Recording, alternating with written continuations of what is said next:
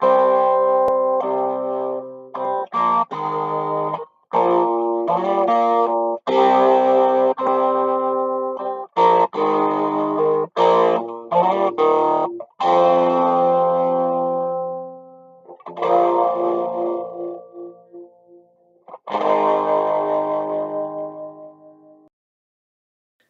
evening, and welcome to the lowest budget book trailer that you'll probably watch all week.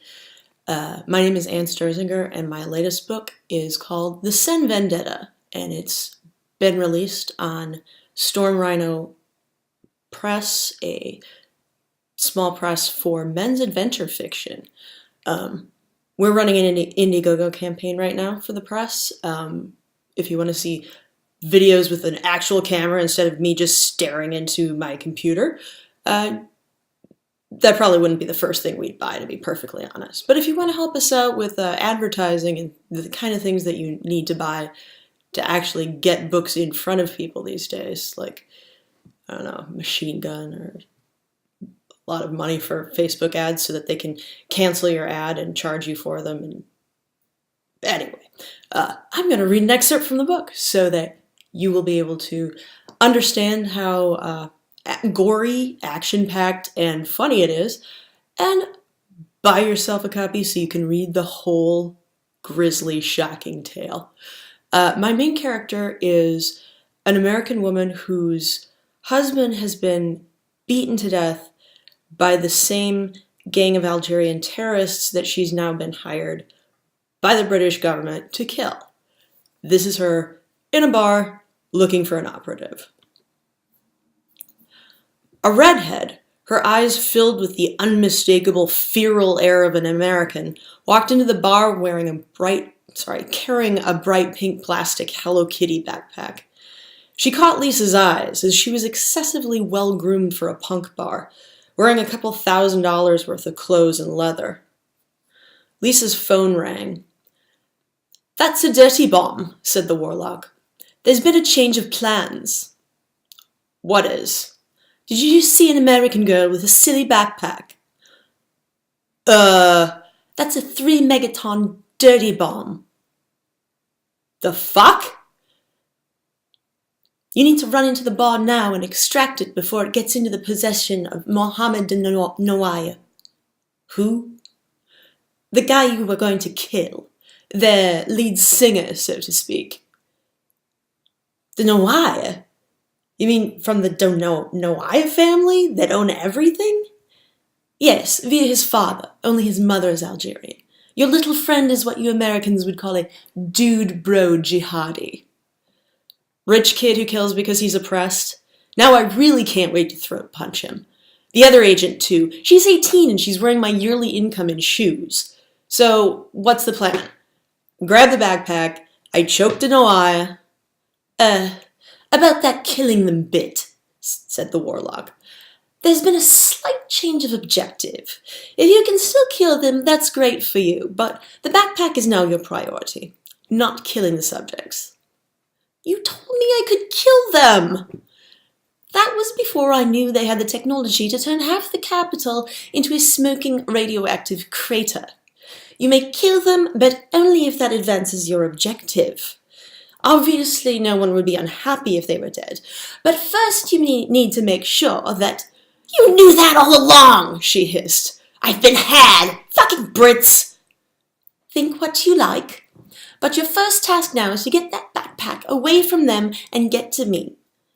Do you want petty revenge, or do you want there to go on being a city at the coordinates of Paris, France?" "Patty? They killed my— You traitorous—" She grunted. "Where are you?" "D'Enfer Rochereau. I'm here with the bomb squad. Get going." "You can't come here?" "There have been further complications," he said. "What are you, my dispatcher? I'm the HM minicab service for murderers. Get the bag and get here, Yank." He hung up and Lisa stuck her tongue out at the phone. Fucking prick.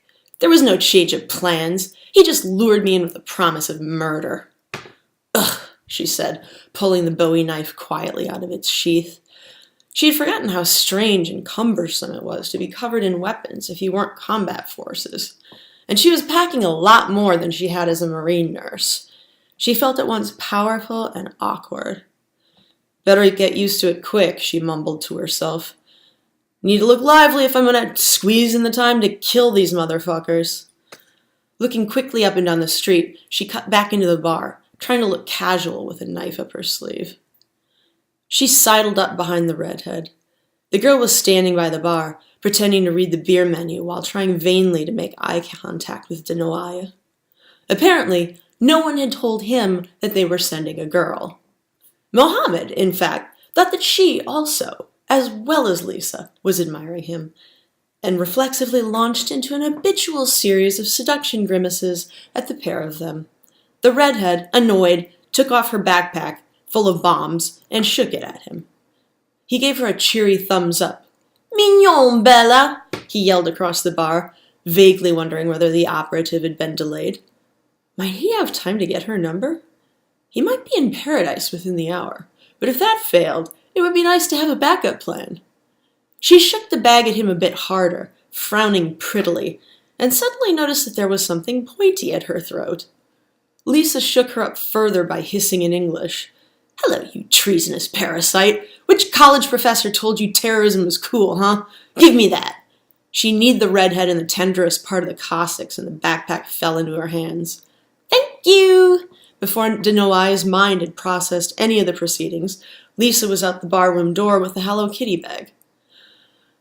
The cold air hit her with a slap, the night turning dark. D'Enfer Rochereau seemed impossibly far, past the Pantheon and all along the perimeter of the Latin Quarter, hell and back down the Rue de Saint-Jacques. She saw no taxis. Swearing, she darted under the Rue des Carmes and uphill toward the Pantheon. "Fuck," she hissed. The element of surprise had won her a few seconds, but they had all been pissed away on not having a quick escape. She looked back. There was Denoy. He had seen exactly where she was headed, and he was armed. A spray of fire ricocheted off the 18th century building above her head. "Fucking vandals!" He was so close she could hear him screaming something that sounded like bitch. She didn't have time to take exception. There was a taxi by the Pantheon, but there was someone in it. The taxi driver gave her an irritated look. She threw herself in front of the car, forcing him to brake. "Pute!" he said, honking. "Idiot de merde!" Desperate, she tried a rear door. It was open. She grabbed the passenger, a soft, floppy-haired college student, by the wrist and dumped him on the sidewalk. He was almost as small as she was. He was wearing what appeared to be a girl's scarf and emitting a nearly supersonic whine. "Kid, you'll thank me when you're not radioactive." He stared up at her from the gutter like cows at a passing train. Then a bullet flew past his head, and whimpering, he tried to dive under the taxi and curl up under its chassis, right where they couldn't drive off without running him over. "Get out from there!" Lisa yelled. She threw a €100 bill at the driver with one hand and tried to extract the little shit from under the taxi with the other. She could hear Denoy cawing. The car's side mirror shattered. "Fuck it," she said, and yanked the kid into the car. "Allons-y!" The taxi driver turned around and stared at her, dazed. Another bullet flew by. "Drive, fucking whore!" The kid, showing better instincts than she would have given him credit for, hit the floor. She threw another €100 at the driver. "Do you need me to speak English? Or Bulgarian? Are you retarded? Do you have a death wish? Drive!" Où donc?"